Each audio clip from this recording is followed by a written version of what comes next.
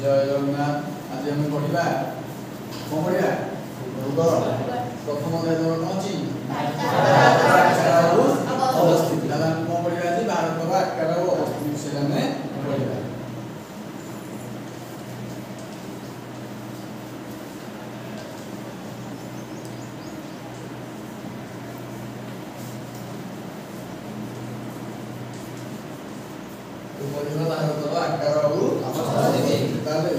अच्छा कहलो आम भारत आम जो भारत देश भी अच्छी कौ महादेश एशिया महादेश जान। अच्छा जदि आम देखा आम भारत जनसंख्या दृष्टि केत नंबर स्थान द्वितीय नंबर स्थान अच्छे। द्वितीय नंबर स्थान अच्छी जिते आम 2011 मसीह जनगणना आमर प्रति 10 वर्ष थे जनगणना किंतु 2011 पर 2021 मसीह जनगणना हवा था किंतु आमर लॉकडाउन जो कोरोना आसिला तेणुक आम 2011 पर 21 जनगणना तेणुक आमर 2011 जनगणना अनुसार भारत स्थान जनसंख्या दृष्टि किंतु बर्तमान जदि आम जनगणना जहाँ आसी 2023-24 अनुसार आमर 1 नंबर का प्रथम स्थान हो गला पूरा पर्टिकुलर डाटा आसीना। तो हम भारत तालार डाटा कौन द्वितीय बोली 2011 जनगणना अनुसार आउ जब देखिए हमर आकार अनुसार से भारत स्थान के आकार अनुसार हम भारत स्थान प्रथम की रहइबो रूसिया। तले कोन प्रथम की रहइबो रूसिया। हमें देखिए बर्तमान आम ए 2011 जनगणना अनुसार हम भारत रे कितने लोग थिले प्राय 121 कोटी 121 कोटी डाले हम 121 कोटी लोग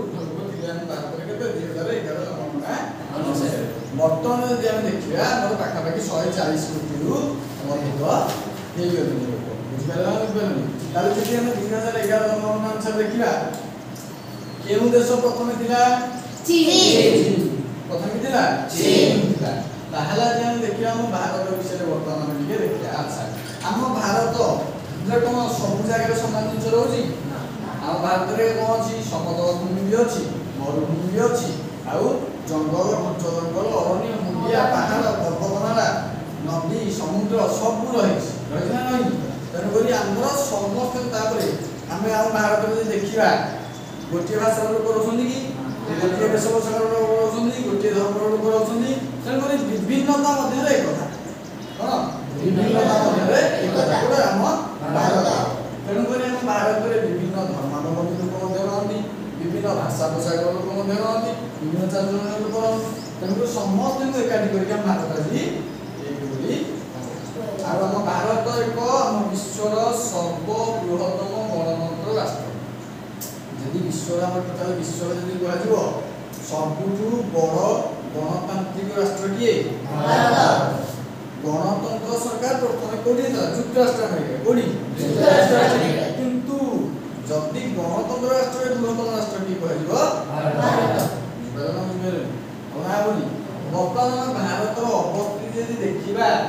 एशिया महादेश आम भारत को महादेश जाउछि एशिया महादेश मानव महादेश केतरा विश्व रे 7टा महादेश से महासागर केतरा सेंदी 7टा महादेश मित्रु एशिया महादेश ला कोन बृहत्तम सेही एशिया महादेश रे आम देश आम देश अवस्थिति कोनी के देखिबा एशिया महादेश रो को भाग रे दक्षिण भाग रे टोटाल आटलास जे हम देखिनो टोटाल विश्व उत्तर गोलार्ध रे को गोलार्ध रे उत्तर गोलार्ध रे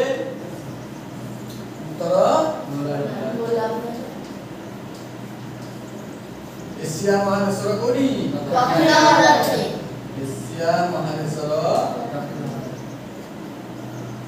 दक्षिणांश कोतरे दक्षिणांश रे हम भारत अवस्थित बुझिपारा नहीं। जदि अच्छा आमे जो आम देखिए कौन ग्लोब सब चित्र अपन जानला नहीं ग्लोब सब में अक्षांश सब दे दिबो पुनी दिबो तो दाखिना ऐसे सब जानना जानना मटेरियल जगह ले दिबो डाला विश्व रेखा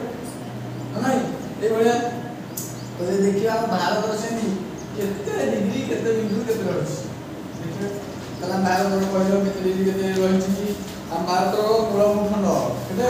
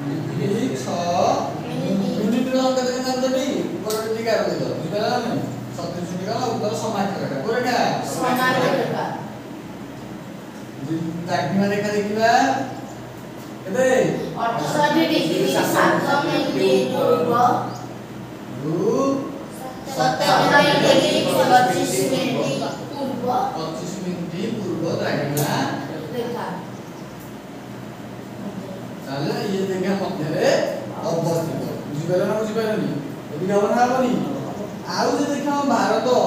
मूल भूखंड और दुईटी कौन दुईटा द्वीपपुंज को लेकिन गठित भारत कौन मूल भूखंड आउ दुईटा द्वीपपुंज को लेकिन गठित जो दुईटा द्वीपपुंज अछि कौन ना गोटे अंडमान निकोबार द्वीपपुंज कोन द्वीपपुंज अंडमान निकोबार गोटे लाक्षाद्वीप तले এই দুইটা দ্বীপপুঞ্জ मूल भूखंड নিয়ে भारत देखिबा ଆମେ अंडमान द्वीपपुंजटा कोठी अछि अंडमान निकोबार द्वीपपुंजटा ଆମର ରହୁଛି କୋଠି ଦକ୍ଷିଣ ପୂର୍ବ କୋଠି ରହୁଛି ଦକ୍ଷିଣ ପୂର୍ବ ଦେଖୁନ ଦକ୍ଷିଣ ପୂର୍ବରେ ଆମର ଅଛି କୋନ ବଙ୍ଗୋପସାଗର ଏ ଯଦି ମାନଚିତ୍ର ଏଠି ଲକ୍ଷ୍ୟ କରିବା ଏଇ କଲର ରହିଲା କୋନ ବଙ୍ଗୋପସାଗର ସେପଟେ ରହିଲା ଆରବ ସାଗର ଏ ତଳେ ରହିଲା ଭାରତ ମହାସାଗର ସେଇଥି ପାଇଁ ଆମ ଭାରତକୁ ଗୋଟେ ଉପଦ୍ୱୀପ ବୋଲି କୁହାଯାଏ କୋନ କୁହାଯାଏ ଉପଦ୍ୱୀପ କାହିଁକି ଉପଦ୍ୱୀପ କୁହାଯାଏ ଉପଦ୍ୱୀପ କାହା କହିଲା ଯାହାର ତିନି ପଟେ उपद्वीप कहे तेरा भारत जदि मानचित्र एठी अंकन कर दबो बुझबाला ना ए तळ पटु ए तळ धरि संख्या जल त समुद्र कोन रहइबो जल रहइबो बुझबाला ना बुझबाइलोनी ताले हम भारत गोटे तीन पटे जेतु जल तेन करी हम गोटे कोन कहजो उपद्वीप तेन करी अंडमान निकोबार द्वीपपुंज का रहिला कोठी दक्षिण पूर्व कोन रहइला आ लाक्षाद्वीप पडा जदि हम कहबा दक्षिण पश्चिम रे कोन रहइबो पश्चिम रे अरब सागर रे पडिछि कोठी पडिछि अरब सागर पश्चिम रे रहला अरब सागर दक्षिण रे रहला भारत महासागर पूर्व रे रहला बंगोपसागर बुझबला नै ऊपर त हमर हिमालय पर्वतमाला पूरा अछि बुझपाछन बुझपाछन एति गमना आबनी वर्तमान ଆମେ ଦେଖିବା ଆମ ଭାରତର ଆମେ ପୁଣି ଭାରତର ଯାଇଲେ ସ୍ଥାନ କୋ ଶବ୍ଦ ତଲେ ଭାରତର କ୍ଷେତ୍ରଫଳ କେ ଦେଖି କହିବେ 3.2 वर्ग किलोमीटर ଆମ ଭାରତର କ୍ଷେତ୍ରଫଳ 3.28 वर्ग किलोमीटर जदि हमें देखिबा टोटल विश्व रे बुझला नै टोटल विश्व रे केते भाग ताले 2.4 भाग माने 100 भागरु जे देखिबा हम भारत खाली पृथ्वी रे 2.4 भाग रहिछि बुझला नै ताले केते दशमी 2.4 भाग टोटल विश्व रे भारत रो जगह एति आउ जदि हम भारत रो क्षेत्रफल देखिबु 3.2 केते 2.8 वर्ग किलोमीटर बुझिपारनी ताले हम आदेश देखिबा हम टोटल सब जगह विश्व सब जगह विश्व आकार अनुसार भारत स्थान केते सप्तम प्रथम की रहला रूसिया द्वितीय रे कानाडा तृतीय रे दक्षिण अमेरिका चतुर्थ रे चीन पंचम रे ब्राजील षष्ठ रे ऑस्ट्रेलिया सप्तम रे भारत सब जानिजो तो बुझिपारनी ताले देखिए हम भारत छात्र सब कथा नहीं प्रथम बुझिपारनी बर्तमान देखिबा हम भारतर चारिपटे सब की कोन बुझिपारनी आगम भारत भीतर देखिया सब शेष जगह की अछि जदि हम देखिबा हम भारत रे पूर्व रे की रहला काराकोरम पर्वत कोन या काराकोरम पर्वत हिमालय पर्वत पूरा लागिछि हमर पूर्व रे उत्तर रे पूर्व रे रहला की अरुणाचल प्रदेश पूर्व की रहला अरुणाचल प्रदेश पूर्व रे रहला अरुणाचल प्रदेश ताले ताले भेगी लिखिबा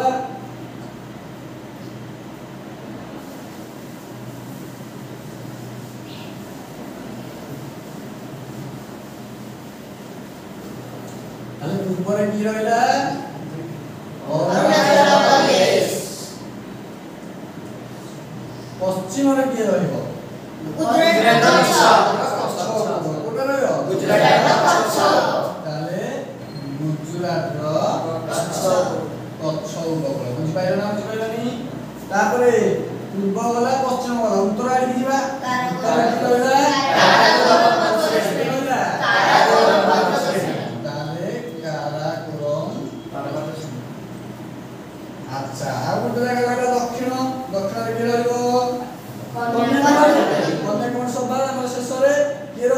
ରାଜ୍ୟ ତାମିଲନାଡୁ ଦକ୍ଷିଣରେ କିଏ ରହିଲା କନ୍ୟାକୁମାରୀ ସେଟା କୋଉଠି ରହୁଛି ତାମିଲନାଡୁ ମନେ ରଖିଥିବା ଗୋଟେ ଜିନିଷ ତମକୁ ଆଗରୁ ବି କହିଛି ଆମ ଯଦି ପଚାରିବ ଭାରତର ଦକ୍ଷିଣତମ ସ୍ଥାନ କିଏ ମୂଳ ଭୂଖଣ୍ଡର ଦକ୍ଷିଣତମ ସ୍ଥାନ ଯଦି ପଚାରିବ ମୂଳ ଭୂଖଣ୍ଡର ଦକ୍ଷିଣତମ ସ୍ଥାନ ତାର କିଏ ଯଦି ଭାରତର ଦକ୍ଷିଣତମ ସ୍ଥାନ କହିବ ବୁଝିଲେ ନା ବୁଝିଲନି ହବ ନା ହବନି ଇଏ ତ ଗଲା ଆମ ଭାରତର କଥା ବର୍ତ୍ତମାନ ଦେଖିବା ଭାରତ ଚାରିପଟେ ସବୁ ଆମର କାହା ସହିତ କଣ ବର୍ଡର ସେୟାର କରୁଛି ଆଚ୍ଛା ଆଉ ଗୋଟେ କଥା ମନେ ରଖିଥା 1869 ମସିହାରେ 1869 ମସିହାରେ କେନାଲ ଖୋଲା ହେଇଥିଲା କମଲା ହେଇଥିଲା ସେଟା କାହାକୁ ସବୁ ସପୋର୍ଟ କଲା କେମିତି ଯେତେବେଳେ ସୁଏଜ କେନାଲଟା 1869 ମସିହାରେ ଖୋଲା ହେଇଥିଲା ଆଉ ୟୁରୋପ ମହାଦେଶ ଜାଣିଛ ୟୁରୋପ ଆଉ ଭାରତ ଭିତରେ 7000 କିମି ହ୍ରାସ ପାଇଥିଲା ବୁଝିପାରିଲା ନା ଏଇ ସୁଏଜ କେନାଲଟା ଖୋଲା ହେଲା ପରେ ଆଗରୁ ଆମର ଯେମିତି ଜଳପଥ ଆବିଷ୍କାର ହେଉଥିଲା କିଏ କରିଥିଲେ ବୁଝିପାରିଲା ନା 1498 ସେମିତି ସୁଏଜ କେନାଲ ଖୋଲା ହେଲା ଭିତରେ